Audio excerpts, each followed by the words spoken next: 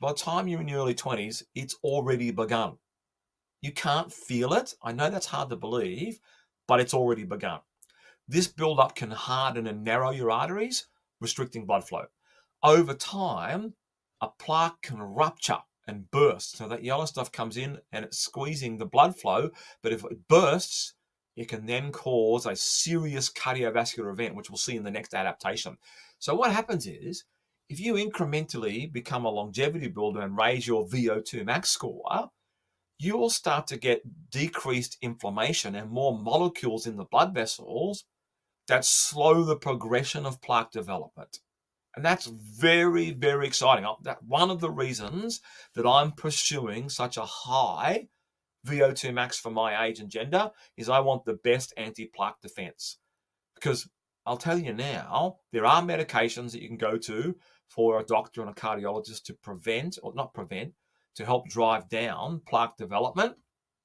But I sat with Professor Ulrik Wisloff from the Faculty of Medicine in the Cardiac Exercise Research Group at the Norwegian University of Science and Technology. Professor Wisloff, one of the most experienced doctors in the world, PhDs in the world, at understanding how to translate the correct dose of physical activity, what you see on the screen and the heartbeat just below me, across to driving down your clinical complications from the risk of plaque development. Higher your oxygen efficiency. He said, this is what he said to me. There's no medication in the world that's as powerful as having a high VO2 max. That's why I pursue it. The man and his team of researchers at the university there, along with other people around the world, but he and his team have been one of the focal points at researching millions of people to prove what I'm just talking about on the screen is actually happening. You get yourself into the mode of thinking like a longevity builder. Get into the world that we're in, raising your oxygen efficiency score.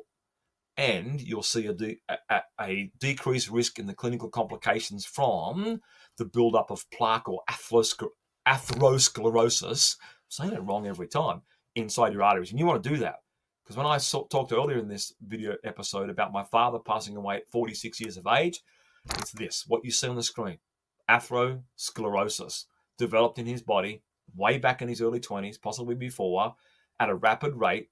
One of them ruptured, a plaque ruptured and burst and went and caused something that you're going to see in the next adaptation. All right, everybody, let's move on to that one right now.